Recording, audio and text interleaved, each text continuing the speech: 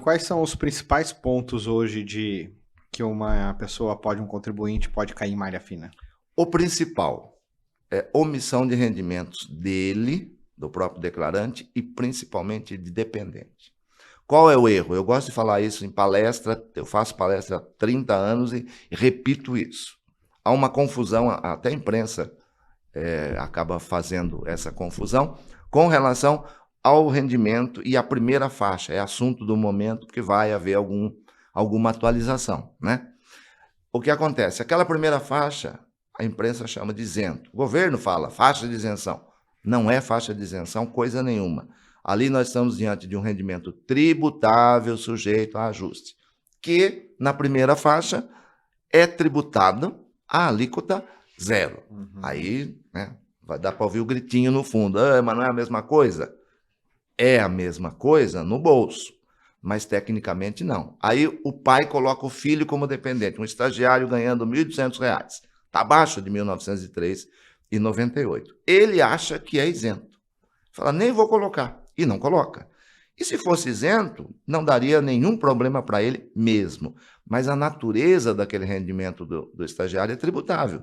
Se ele declarar sozinho, não vai pagar nada, porque está dentro da faixa de alíquota zero. Só que leva o pai para a malha e vai dar multa. Então, eu tenho tantas coisas. O senhor estava falando sobre quando cai na malha fazer antecipação, né? A Receita permite antecipar a documentação para análise. Isso. Eu não consigo entender por que a Receita não permite que a gente possa anexar já a documentação, o que evitaria coisas falsas. Então, todo documento eu já anexo e ele já tem a documentação. Ele que olha e faça o que quiser, né? Mas, enfim, acho que é por conta do programa que não consegue, talvez muito pesado, não sei. Mas a minha dúvida é o seguinte, quando a gente faz antecipação de documentos de imposto de renda, a gente consegue, em primeiro lugar, só liberada a possibilidade de fazer antecipação a partir do ano seguinte. E ainda depois a Receita tem 1, 2 anos, o cliente fica esperando o processamento da declaração. Por que acontece isso? Acho que é volume, porque assim, acaba que o contribuinte fica com muitas restituições, inclusive travadas lá, enquanto não é liberada a análise da malha, né? Então isso é um problema. Parece que a Receita está retendo lá por segurança e não libera. E do nada, quando vem, libera a malha. Não sei se passa por um auditor humano, como é que funciona isso. O senhor que for auditor por muito tempo deve saber. Então, veja, todo o processo montado, seja respondendo a uma intimação, pedindo o documento, ou você se antecipando e enviando o documento, existe uma atuação humana. Não é robozinho, não é automático. É preciso um auditor entrar no processo, analisar o documento enviado. Essa é uma justificativa para a demora, porque a Receita não tem concurso desde não sei quando, faz muito tempo.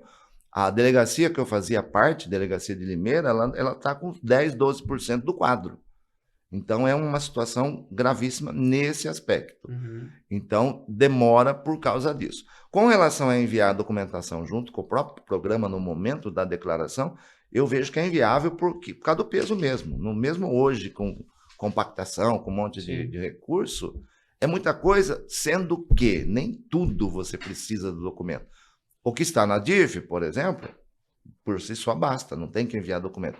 Então, eu acho que geraria mais confusão do que solução, minha opinião. Não, perfeito. Eu quero tratar um assunto que é bem corriqueiro, na maioria das pessoas, elas têm essa dúvida quando chegam para fazer imposto de renda comigo, que é o seguinte, boa parte da minha renda é informal.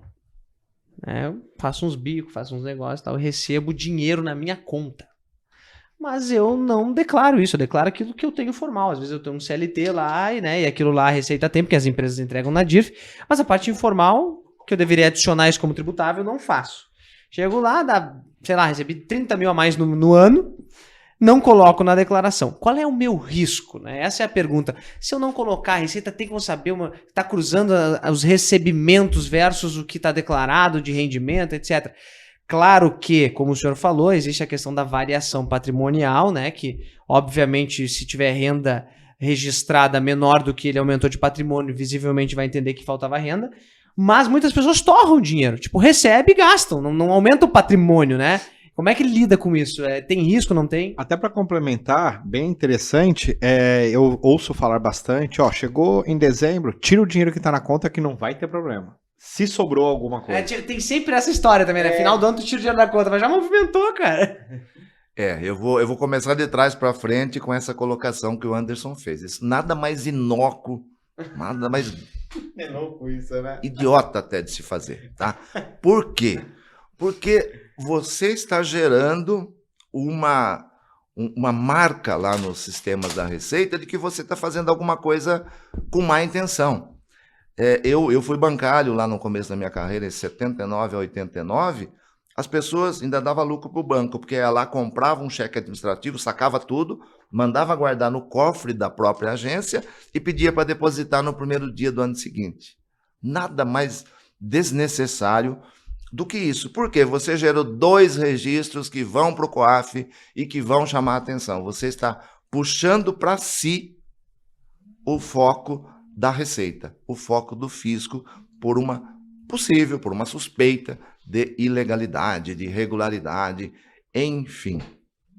Mas, doutor, em relação aos recebimentos aí das pessoas físicas que não têm comprovação, mas movimentam as contas bancárias. Então, não passou pela conta, deixou rastro.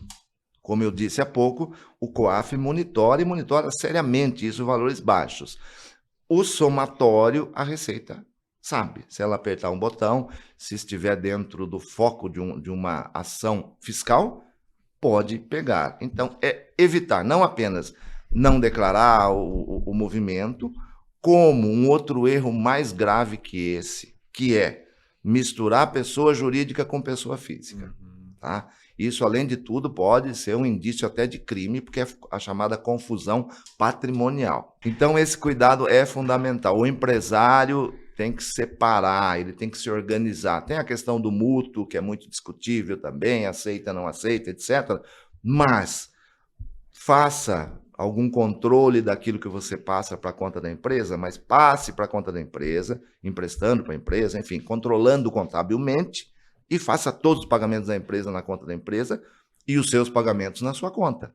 Essa confusão é terrível e chama atenção, e pior, quase sempre valores significativos, que aí o risco aumenta.